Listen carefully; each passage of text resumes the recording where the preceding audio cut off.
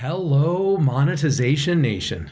Laurie Delk Radecki has owned BMD Enterprises, a web and graphic design, branding, and marketing company for more than 26 years. She's a best-selling author of 2 business books, Keep Those Clients and We All Have Choices. She's featured in 2 other best-selling books, Power of Human Connection and Momentum Makers. She's been a speaker and trainer for more than 16 years. In today's episode, we're going to hear the story of Laurie Delk Radecki, the wife of a police officer who passed away, and how she became a highly successful entrepreneur to provide well for her family. Tectonic shifts are constantly transforming the earth and business, causing destruction and huge growth opportunities. I'm Nathan William, the host of Monetization Nation, where we learn how to leverage business tectonic shifts to transform monetization. Thank you for joining us today, Laurie. Thank you. Thank you for having me. So we like to start off by allowing our audience to connect with you through one of your passions. Can you tell us something that you are super passionate about? Probably the biggest thing that I've had all my life is relationships.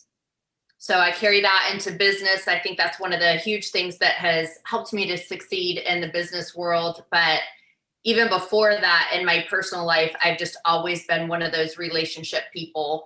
Back when I was in grade school and high school, I was the kid that fit into all the different groups and wanted everybody to just love each other and like each other and get along and be happy. And then the same thing through my family life. You know, I always wanted a big family. We had 5 children, never practiced any birth control or whatever. I wanted a big family.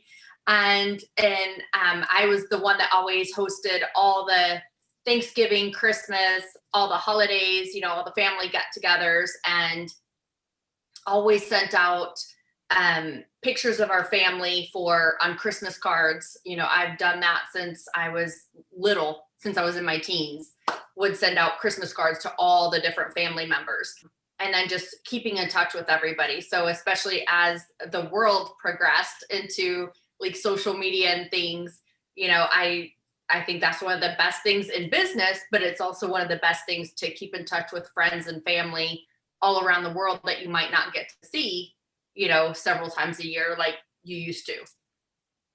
Yeah. So you are passionate about relationships, and that has helped direct your business career towards passion-driven marketing, which is going to be one of the primary focuses of our interview today. Love it.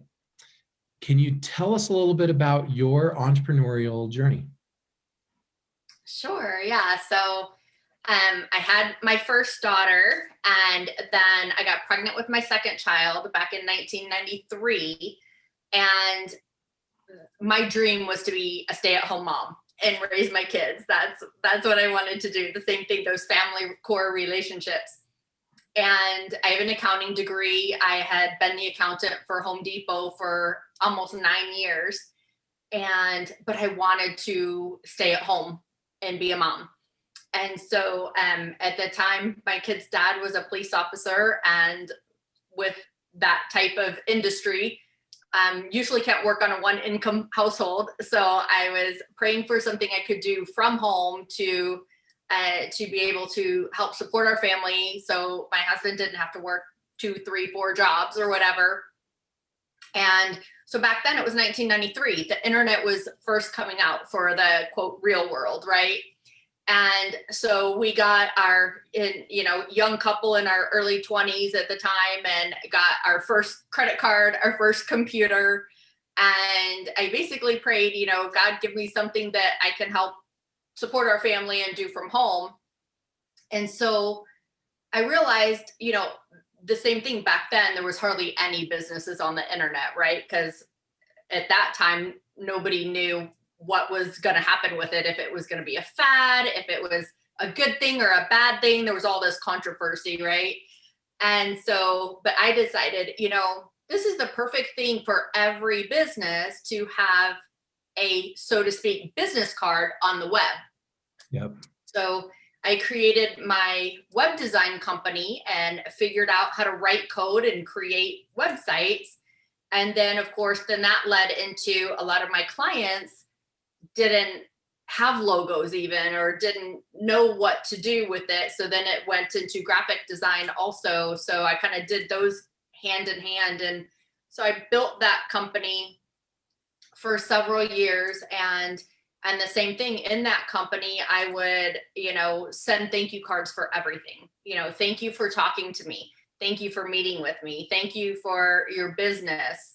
And then keeping in touch with people, because I also knew, in a lot of sales training books, they teach, people do business with those they know, like, and trust. So, but I say people do business with those they know, like, trust, and remember. If they don't remember you when it's time to do that business, then you're not going to get the business, right? And so you might meet someone at one point and you might love them, you might connect with them, but then, you don't need their product or service for 10 years. So through that, then I found a company called Send Out Cards. It's a direct sales company back in 2004.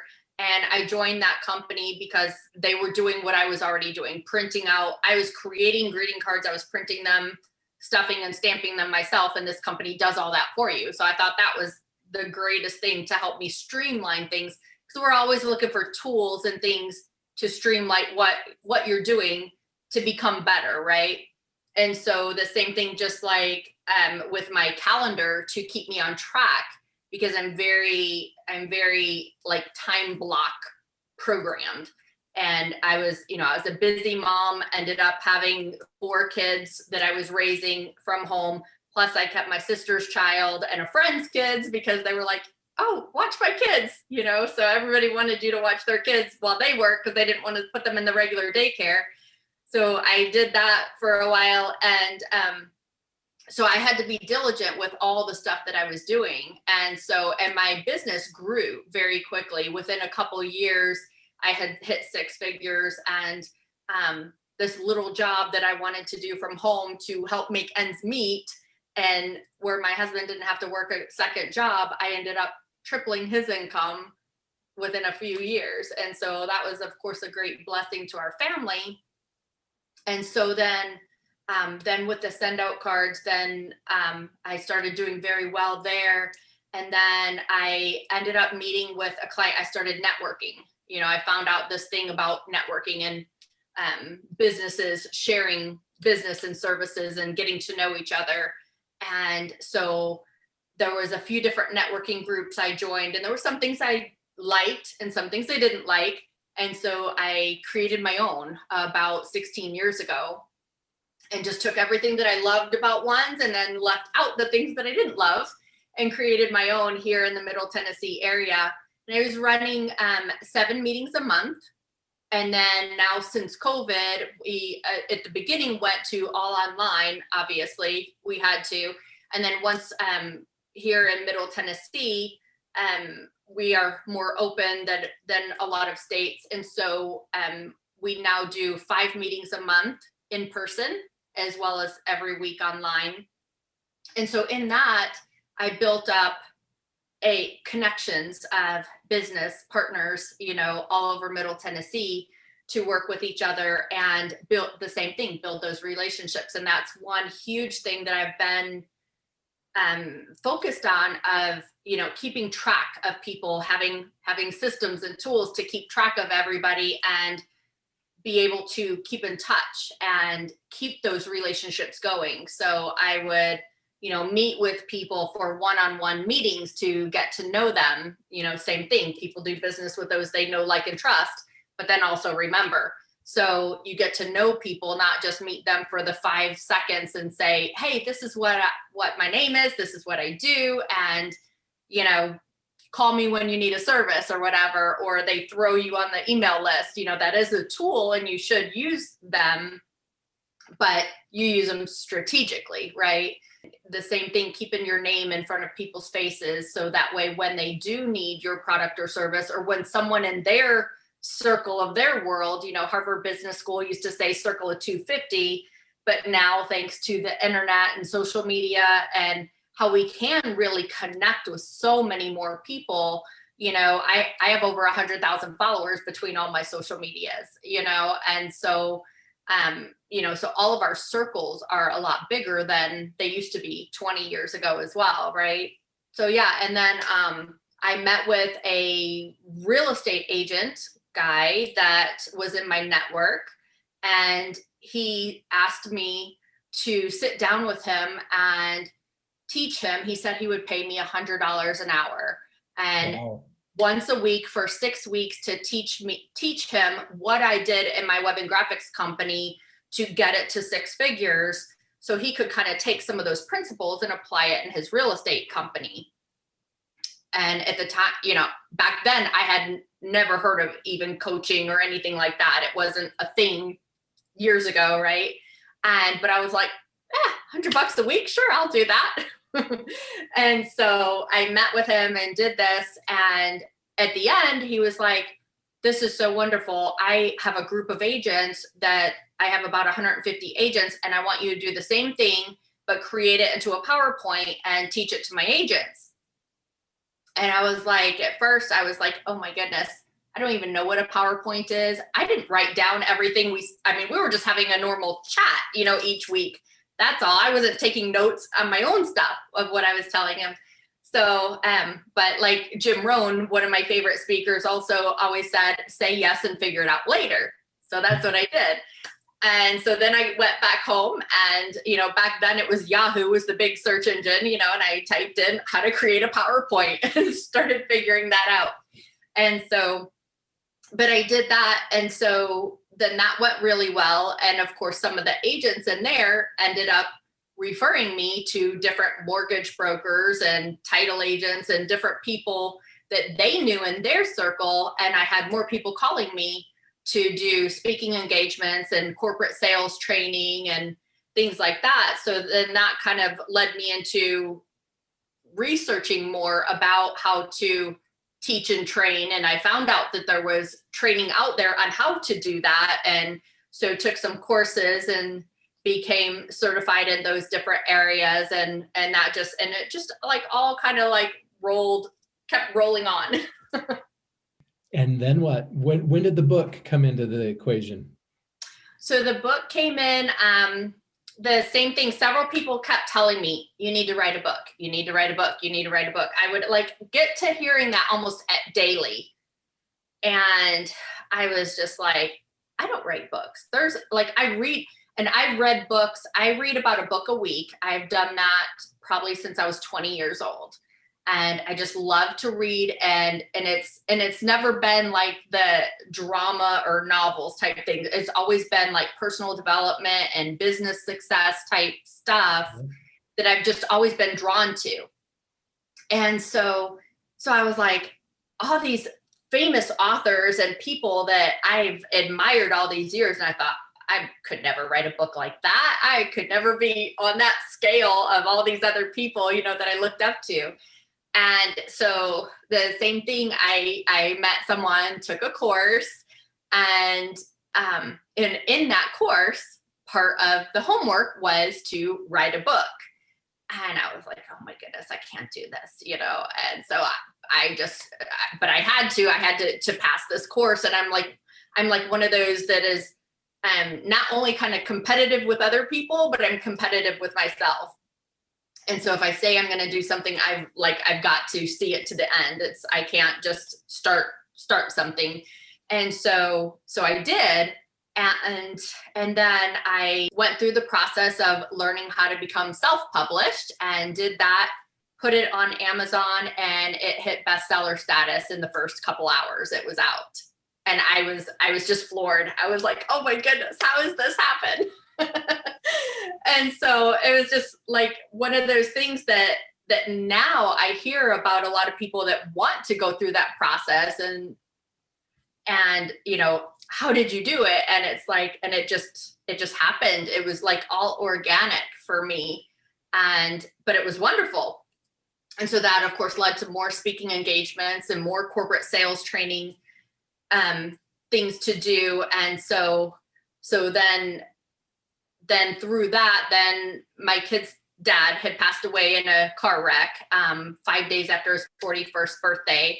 And so I had, he was a police officer, like I said, so I had, had the Cops Wives group of support to help women in that area to kind of connect with each other, and same thing, build relationships. And people that are in that industry, it's a little bit different than being like a doctor's wife, right? So there's different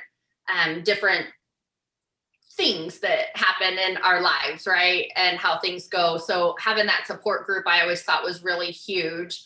And so then after he passed away, then I was looking for widow support since I had these new shoes to wear, and I wasn't finding really what I wanted. So I decided to create it. So there was several groups out there that were good, but I wanted something with positivity. I was blessed to be raised by a mom who is very positive and optimistic minded.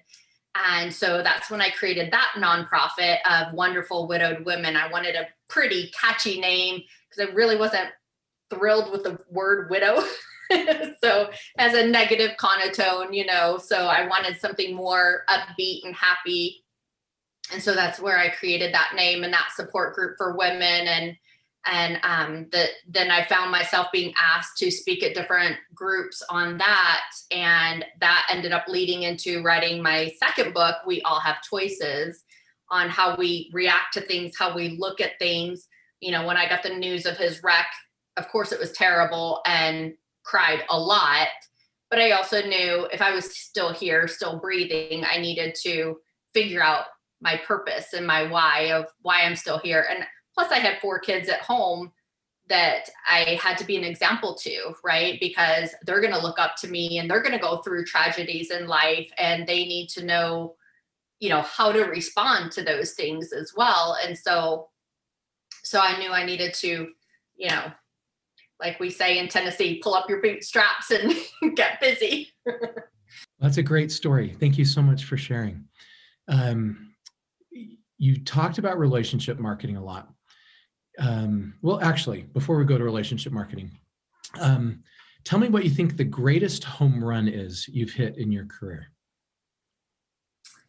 I think the biggest thing is just, like I said, I very quickly grew to 6 figures, being able to help take care of our family.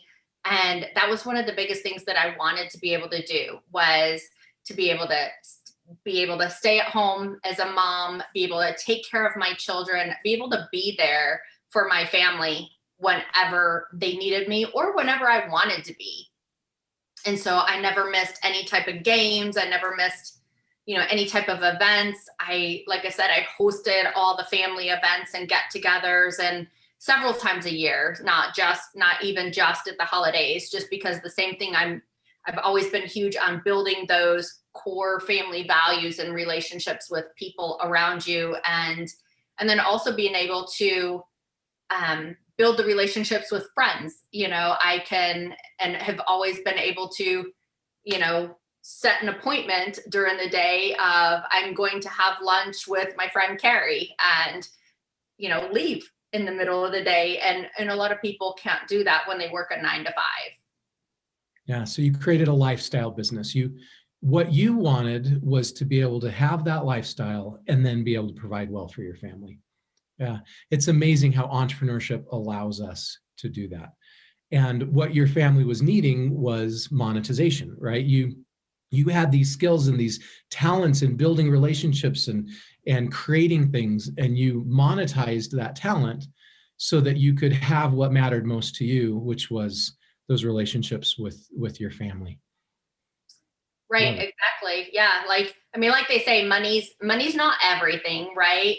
But it still ranks up there with oxygen. I've heard that story before, right? And it does. And you need money to live in the world, right? You need money to buy your groceries. And, but when you have more to do the things that you want to do, then that makes your life better too. Yeah. And your analogy with oxygen is really good, right? If your kids did not have food to eat tonight, right, it would be right up there with oxygen. You would do whatever you had to do to, within reason, you do whatever you had to do to to get the money you needed to provide for the people you care about and to take care of the things that matter most. So it is very important. And a lot of people think money is evil, but money can be evil if we put our heart on it and we love money, but we sure can do a lot of good things and do a lot of God's work when we have the financial resources and the time to be able to do what matters most. Thank you so much, Laurie, for sharing your stories and knowledge with us today. Here's some of my key takeaways from this episode. Number 1, people do business with those they know, like, trust, and remember. Number 2, networking and networking groups are great ways to make business connections. Number 3, sometimes we have to say yes and then figure it out. Number 4, entrepreneurship allowed Laurie to provide for her family when they needed it, and it gave her the flexibility to be there for them too. Number 5, technology and social media provide great opportunities to keep in touch with people and build strong relationships. If you enjoyed this interview and want to learn more about Laurie or connect with her, you can find her on LinkedIn or her website, lauriedelk.me. Or you can watch, read, or listen to our next episode with Laurie. And there's links to those websites in the blog post for this episode. Do you want to be a better digital monetizer? Then please follow these channels to receive free digital monetization content.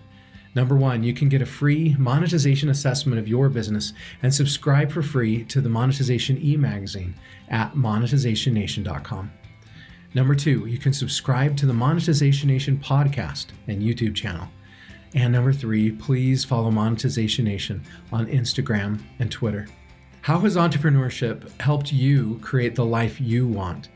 Please join our private Monetization Nation Facebook group and share your insights with other digital monetizers. Thanks for joining me for this episode. I wish you success in your entrepreneurial journey. Do you want to become a better digital monetizer? To receive great monetization stories and secrets, please go to monetizationnation.com and join free. And if you liked today's episode, please subscribe to the show and share it.